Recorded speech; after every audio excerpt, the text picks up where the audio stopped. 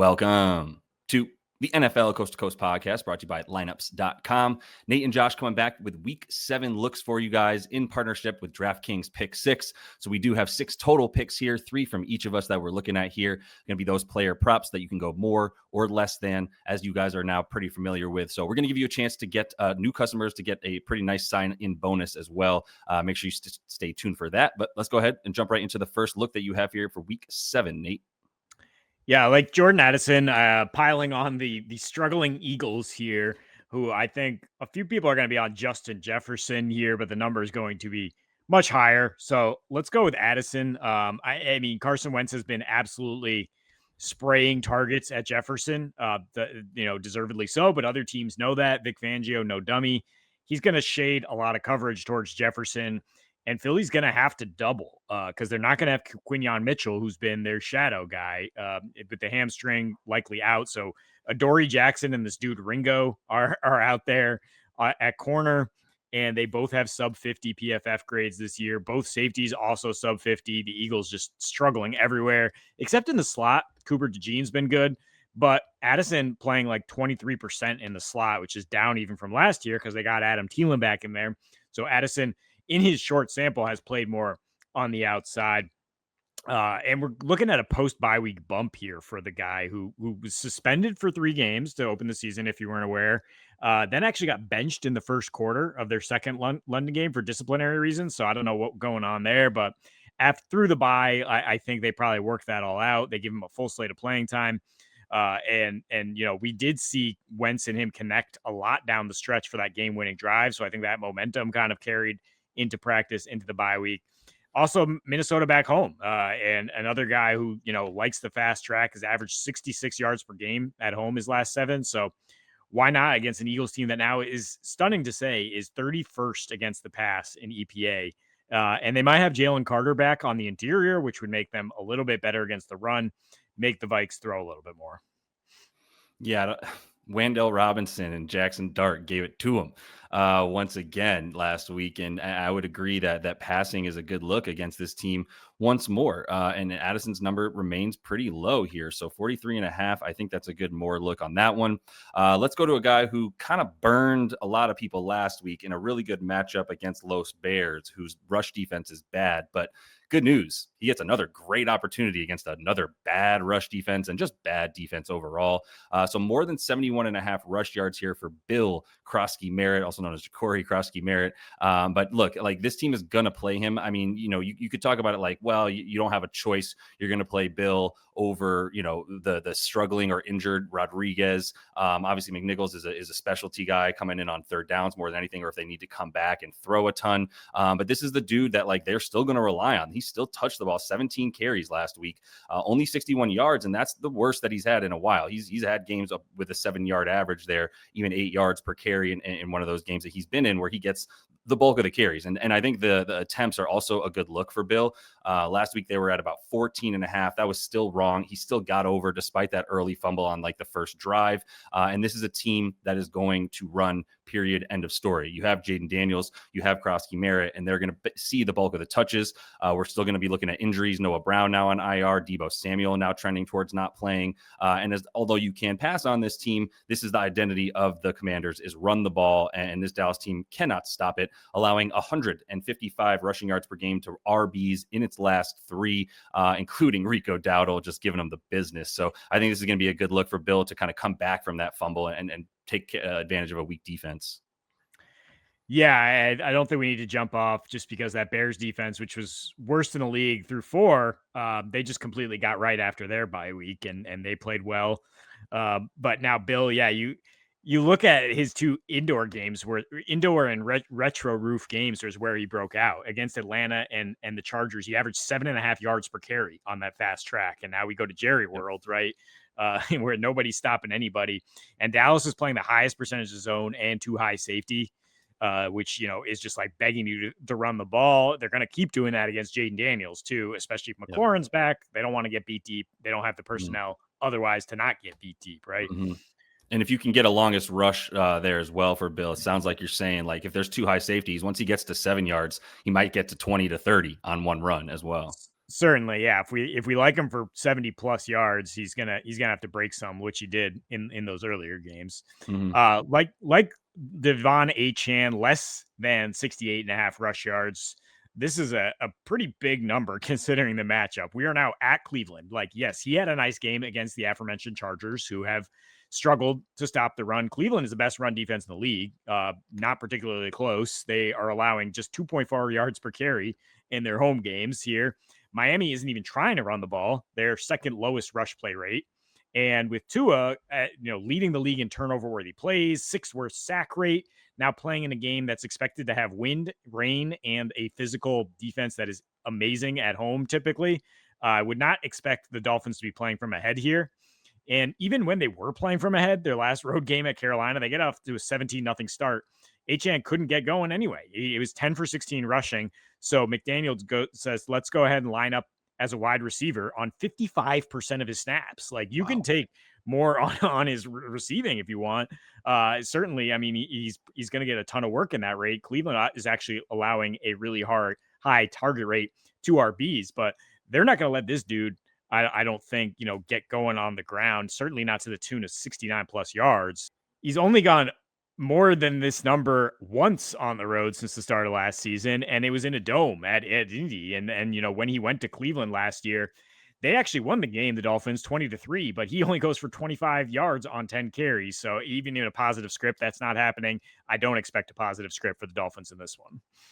Agreed. Yeah, no positive script here. Wind is the key. I don't think even there's going to be extra points made. I think this game is going to be like a touchdown and 2-point conversion style game, but even moving the ball is going to be really tough. I don't know how this Dolphins defense is going to sustain drives when there might need to be 3 runs in a row, or better yet, to your point, Devon Achan over the middle for 3 yards on a reception. That's what we see a lot more than Devon Achan going for too many rush attempts, just because there's no edge that for him to get around with his speed against this Browns rush defense. So love the look there to just sort of fade offense in general in that one. But before we get into my next look, just wanted to make sure that we did let you guys know about the awesome deal here for new DK users. When new DK customers play $5 or more on their first entry there, they're going to get $50 back instantly in bonus picks from DraftKings Pick6.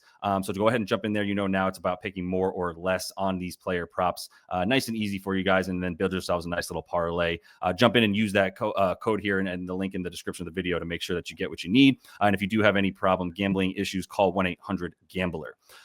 Let's get into Evan Ingram, who was awesome last week. Once again, I say awesome because it's relative to what his numbers are here. So more 3.5 receptions. He had 4 for 30 at the half last week. Got a couple extra receptions and a number of targets there in the second half for Denver, who we expect to be able to handle the other New York team as well in the Giants. I could say the other New York team, but the Giants here, they're not going to be able to do too much on defense, I don't think, in terms of stopping really the run game and the pass game. But Evan Ingram has just booted up in targets, 13 catches in his last 3 on 19 targets. Talked a bit about this with you last week as well. 57% route rate. So the thing is like they are running Troutman and other tight ends and stuff, but he's still 4th among tight ends in target rate. So when he's out there, he is a receiver, and I assure you it's in part because he cannot block. He's essentially a wide receiver's body out there, basically playing tight end.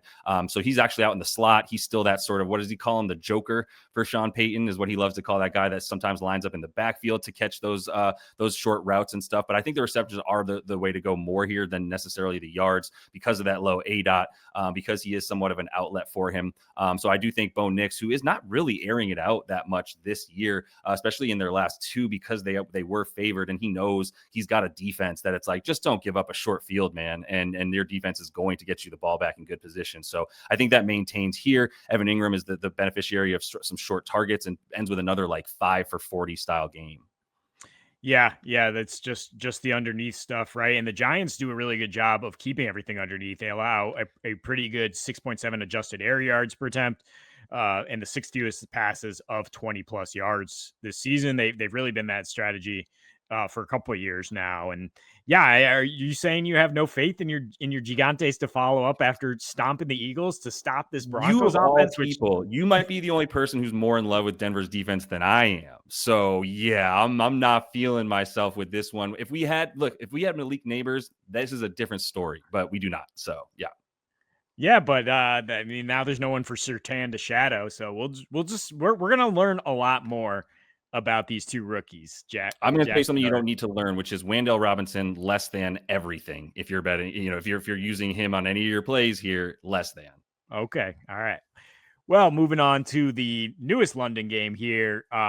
We got Brian Thomas Jr. going more than 66 and a half receiving yards. I mean, the fans out there in London need a win in terms of some offense after these last couple gross Mm, games, and mm, I think they'll get it. They'll get some fireworks here with Devontae Adams. Still yeah, haven't seen a number for him from pick six because they're waiting for Puka to be officially ruled out. But right. in any case, we're looking at the top dog by far for the Jags, and really a guy with positive regression coming home to roost in his last three games. He Yeah. was catching just 28% of his targets in the first three. It was kind of like a what is wrong with this connection with him and Trevor Lawrence. His last three, he's up to 74% catch rate. And the numbers are starting to really follow. I mean, you saw the line last week. It would have been way bigger if not for a couple plays called back with Travis Hunter lining up off sides. Travis Hunter, by the way, only operating underneath, not getting much in terms of earning targets. So it's been all BTJ, and the Rams give it up to the top option. They've allowed 10 plus targets to the number one option in 4 straight games. And you look at their pass defense metrics, like they look good in terms of EPA, which is straight like what your production is if you get turnovers. They do not look good in DVOA, which is their 25th, which is adjusted for your schedule, means you have faced garbage. You have faced Houston, Tennessee, this Philly offense, which sucks, and still AJ Brown rose to them for 10 catches or so. And Cooper Rush, who couldn't get anything done. The Rams Sorry, are don't forget Kendrick Bourne for a career day. that is one of the number one options in there. Yes, for the 10 plus targets. Yes. So these Rams corners are not world beaters. They're very well coached. They play a lot of zone. BTJ has been more productive against zone this season. First read is 32% when he sees the zone. And the Rams run defense is good. So I like a little bit of scoring here in the London game for once. And Trevor Lawrence had time to throw last week. I did not think that he would, and he did. And did he look awesome all the time? No, his completion percentage over expectation isn't beautiful, but he finally had time. And so it was actually stable at this point rather than him just making errant throws because he has no time to throw. But I don't expect anybody to be able to run the ball as well in this one, to your point. So I think this is how you attack it. And BTJ is coming into form, blossoming, definitely starting to meet the expectations that people had for him coming into this season. So let me get back to my boy. You always leave him for me, and I appreciate it. It's Scattaboo. Cam in here with the rush and receive, and I like adding both because you don't necessarily know about the game script for those Gigantes that I mentioned. But look, the receiving here and adding that into the more than 79.5 that we have as the play here, like the receiving is needed because the Broncos are the Broncos, and they might be third limiting pass yards overall, but they're 15th limiting running back receiving yards. So like that is the outlet against one of the best pressure defenses that is blitzing because it has the best corners across the board and some quality safeties. But when you talk about the ground approach for him, like this is the Giants, somewhat of their sort of what they're known for at this point, right? Their personality is the run game. Their identity is the word I couldn't think of, is Jackson Dart and Cam Scattaboo being able to like keep you on your toes there. And I do think that despite how well Denver has been able to hold opponents in terms of the yards per attempt over at 3.2, which is really, really good when they're at home specifically, which is the lowest, by the way, at home by nearly 1.5 yards in terms of the yards per attempt to the opposing RB. But overall, they rank 24th in defensive DVOA, and against the run, it's going to be a little bit easier than it will be against the pass. But then you're going to need the short passing game because, like I said, Wandale is going to be blanketed. I think even Jackson Dart, more rush yards, probably the numbers probably accounting for the fact that he's going to have to scramble and get out of the pocket. But that's where I'd be going with Cam.